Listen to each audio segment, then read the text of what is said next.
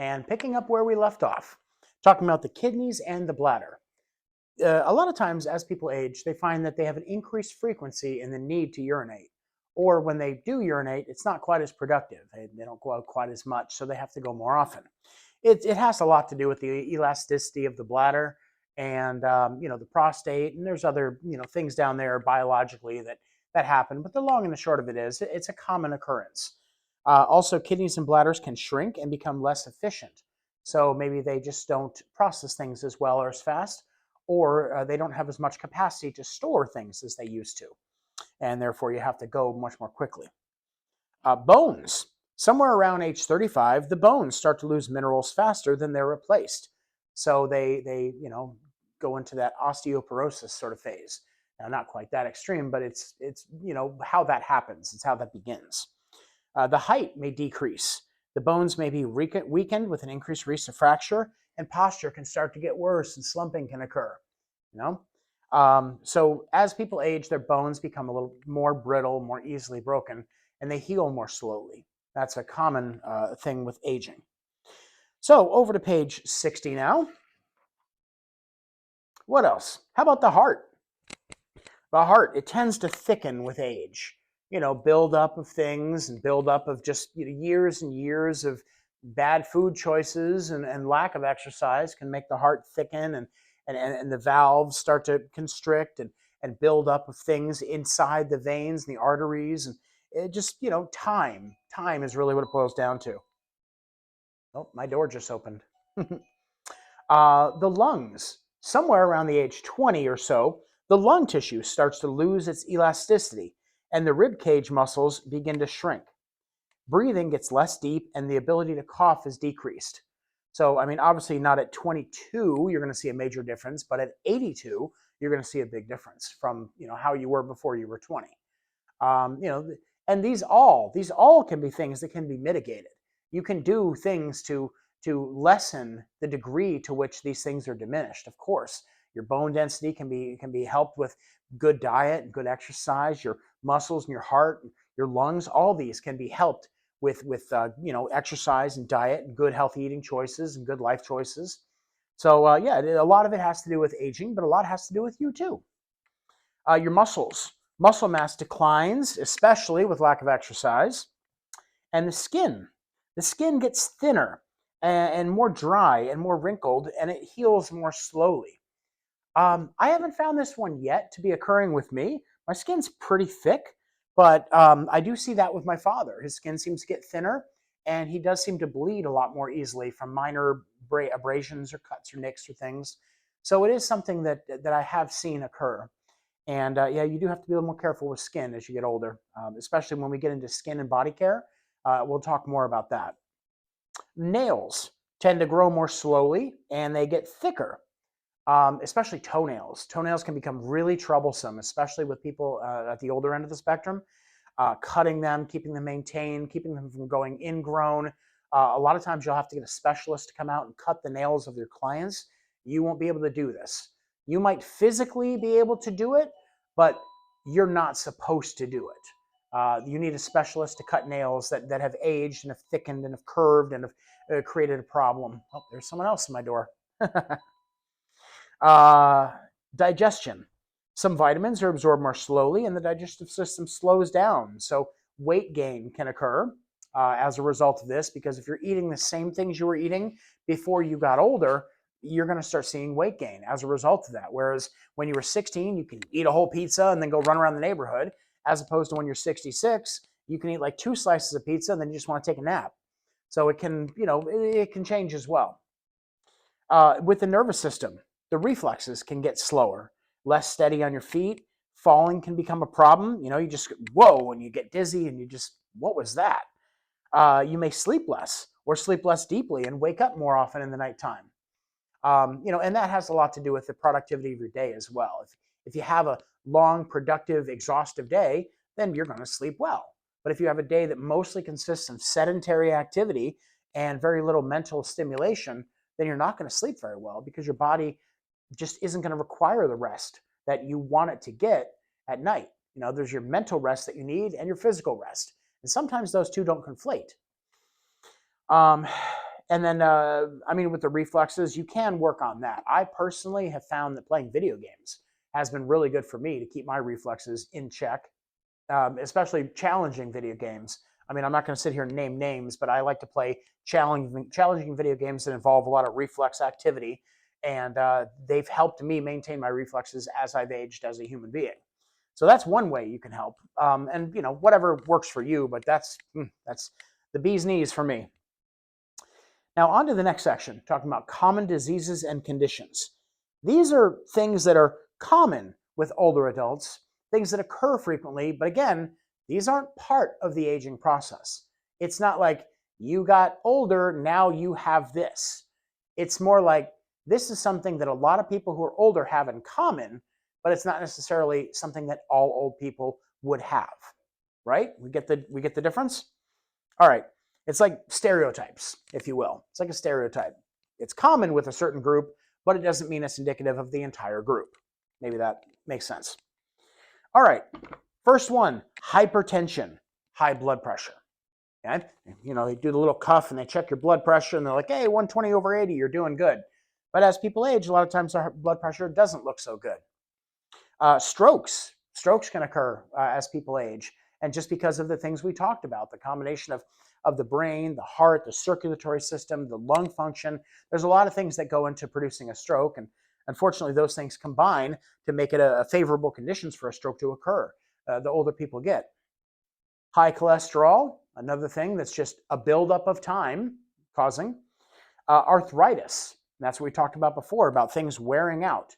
Your fingers can only do this so many times, so many millions of times before they start to hurt, can't they, right? And then there's joints that wear down over time. You've got weight bearing on the knees and the back, and you've got function of the arms moving and the wrist constantly moving, and you get the computer with the carpal tunnel and the whole thing.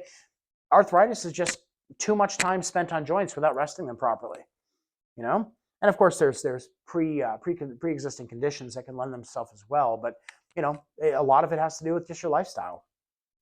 Heart disease, diabetes, that's another one where just, most of the time, unless it's a hereditary thing that you get from birth, type 2 diabetes is pretty much something that's brought on by lifestyle. Too many sugary things, too many carbs, not enough water in your diet, not enough exercise in your diet, too much weight gain. There's a lot of things that can cause diabetes. And when someone has a disability that prevents them from moving, well, it's really, really hard to exercise. I mean, like you and me, how hard is it to get me to go to the gym? And I'm an able-bodied human. Now imagine if I was in a wheelchair and you're like, hey, why don't you get some exercise? They're like, okay, I'll put my wheelchair on the treadmill and I'll wheel along. How's that sound? It's a lot more challenging and difficult for somebody who's physically disabled or somebody who's mentally disabled, who has trouble understanding the need for the exercise. It's like, how do you explain to somebody that it's important for them to get over to there and exercise and work and sweat and build up your cardio and everything? How do you explain that if they don't understand why that's important? Why do this work for nothing? They're not seeing results. All they're seeing is that they're working hard, they're feeling sweaty, they're feeling tired, and they get nothing out of it, in their minds. So that's really hard to do. That's why we see a lot of people in our vulnerable population who do struggle with obesity and diabetes. Chronic kidney disease, that's another one. Heart failure, depression. And depression can affect a lot of people, doesn't matter how old they are, but depression is very common in the elderly, especially as people begin to pull away socially from things that they used to enjoy doing. Alzheimer's disease and forms of dementia, which we'll discuss later in our Alzheimer's dementia class. Chronic obstructive pulmonary disease, or COPD. That's the one that makes it hard to breathe, it makes your heart kind of in bad shape. And then macular degeneration. What is that? Well, that's when the eyes start to go. Film, cataracts, internal issues with the eyes and the iris and the ability to see, swimmers and black spots and all kinds of things. So it's a degeneration of the eyes, essentially, in simple terms. And all these diseases and conditions, as well as common ailments, can affect the people that you provide care for. Therefore, it's important for you to be familiar with them. We will discuss in class common diseases and conditions later on in the back of the book in that section. Okay, so this is a good place to take a little break. When we come back from break, we're going to jump into memory and aging. So I'll see you when we restart the next video. Okay, so we're back. Still on page 60, talking about memory and aging. Memory and aging. Most people have some experience forgetting names, appointment, where's my keys, where's my Game Boy, forgetting things. I know I do. My wife does. My kids do. My grandkids do. It doesn't matter how old you are. I mean, forgetting things is part of human nature. It happens. Most of us lead very busy lives with a lot to remember and a lot to mentally keep track of. So it's easy for things to fall by the wayside. I particularly struggle with short-term memory loss. I have a lot of good long-term memories, right? I've been doing this for years. I have all this stuff just crammed in my head, memorized. If you say, hey, how do I complete this process with the state? I'll be like, da, da, da, da, da, rattle it off, memorize phone numbers, memorize contacts, all this stuff. But if you tell me, hey, I need you to go buy A, B, C at the store, I'll get to the store, and by the time I'm there, I've forgotten what B is. Doesn't matter if it's something simple. I need eggs, I need Motrin, and I need, bottled water. And I'll get there and I'll be like, okay, so it's eggs and bottled water, and what the heck was the other thing? I completely forget. I'll constantly, I have to write everything down. It's sticky notes. I'm the lord of sticky notes because I have to write everything down because my short-term memory has just shot to heck. I've spent my whole life just burning my long-term memory out. I have no room left in the old noggin for short-term stuff. So that's something I struggle with. And I've noticed as I age, it's something I struggle with. And I'm like, okay, just work around it, write everything down, So if I meet you and I forget your name and you come to me the next day and I don't remember your name, it's nothing personal, I promise. It's just the old brain doesn't want to remember things that I've known for just a short period of time. But I will get to know you eventually, I promise. So memory loss is different from forgetfulness, though. It's not a normal part of the aging process. Memory loss can include things like not being able to remember important events, long-term things like my anniversary, my birthday, people that I've known for years, things like that. Those patches of memory that should be solid in there going, woo, and they're gone. Forgetting how to do familiar tasks like opening a door with a key, using a cell phone, using a computer, using the TV remote. Things that you've done for years, and suddenly you're like, how do I get Netflix on this thing again? I can't remember. If you see things like that, that's memory loss, not forgetfulness. Repeating phrases or stories in the same conversation, or difficulty making choices, because when we make choices, we oftentimes draw upon our memories of things that we did before when we made similar choices that guide us into making better choices. If we walk down a hallway, we turn left, and we get hit in the face with a pie, then we're going to walk down that hallway next time. Remember, I don't want to turn left, and we're going to turn right. And maybe we'll get a bouquet of roses. Who knows? But the idea is that you walk down that hallway and you remember this good, this bad. But it's people who can't remember that, suddenly they're like, I know something good happens and something bad happens at the end of that hallway. I just can't remember which way was which, And that would be something you'd remember, right? So it's sort of like that. Memory loss is linked to certain diseases and can be permanent, such as with Alzheimer's disease. That's a real tragic disease too, because Alzheimer's, it just takes and takes and takes away from the person, and it takes away from your life. You're losing pieces of your life that you've accumulated throughout the years. It's like the most valuable thing I think that a human being can acquire on this planet is their memories. The things that you look back on and say, I did that. I did that. I was there. I enjoyed it. I met that person. I married that girl. I had that child. Things that you look back on in your life and you remember and fondly. I mean, I have a lot of cool memories. I've done a lot of cool stuff. I'll tell you some stories in class, but there's a lot of things that I've done in my life I'm proud of and I'm not proud of, and I regret and I learn from them. But my memories make me who I am, and they help me to make my day-to-day decisions about what I should do. So Alzheimer's is really a tough one. We'll talk more about that one later in the Alzheimer's class. Memory loss can be temporary, though, and it can be caused by things like dehydration, illnesses, reactions to medications, depression, and stress.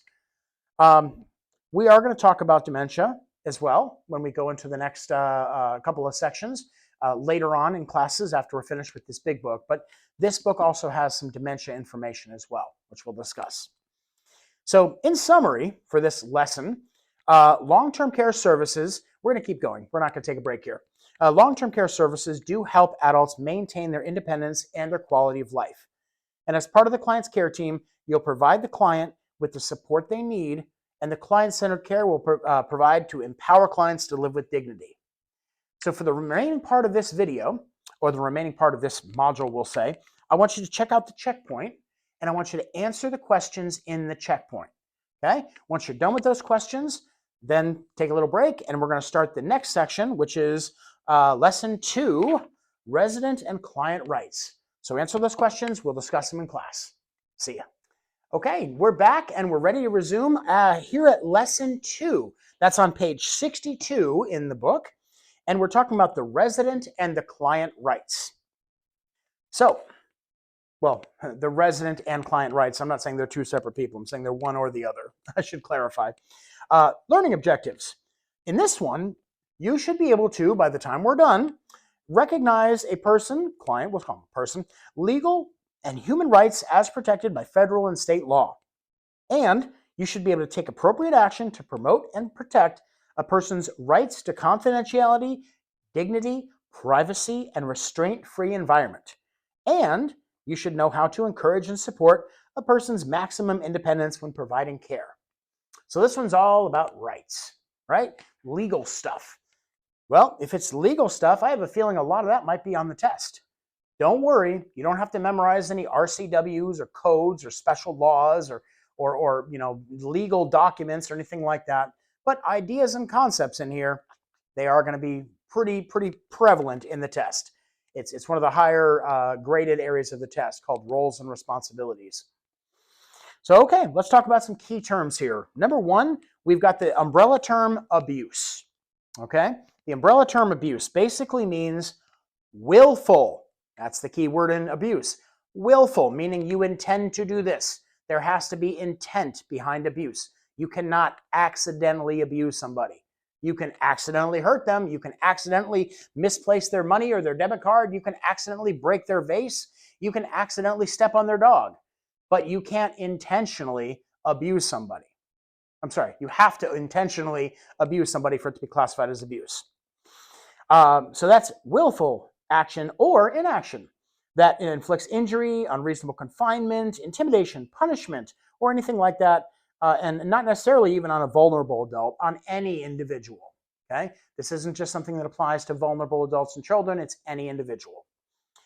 This can be sexual, mental, physical, personal exploitation, financial abuse, using restraints against an individual. Any of these things can fall into play. And I know it keeps talking about vulnerable adults, but I have to emphasize that not everybody that you work with will be an adult. Sometimes you'll work with children, so it's any individual. Okay. We'll talk more about the types of abuse as we dig into this. And I know abuse is kind of a touchy subject for some people, so I'll be as delicate as I can, but I do have to cover the subject matter to make sure it's understood by everybody. Let me know if anything you don't want to talk about in class, and we're not going to bring it up in class. You can see me privately about that. I am sensitive to that kind of information, that kind of preference. Okay, how about advanced directives? Advanced directives are a written document of a person's wishes. They're essentially kind of like a living will, where it's like if they can't speak for themselves any longer, but they want to write down what they would want said if a decision had to be made, that's sort of what advanced directives do. Like, let's say someone has a stroke or a heart attack and they can't speak any longer, or they're on life support. Well, the advanced directives may dictate how long they'd want to be on life support or how much money they want spent of their inheritance on life support or something like that.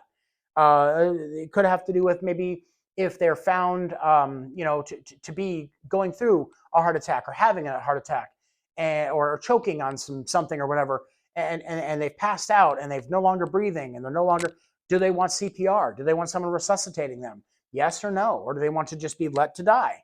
There's a number of things that be covered in advanced directives. And it's really, really important that you as a caregiver know if your client has advanced directives. Okay? Ask. If you don't already know, ask. Cardiopulmonary resuscitation, or CPR, is that we know that one, the chest compressions and the rescue breathing, CPR, right? Confidential, and that's private, secure information that isn't shared about the client or their care without their consent.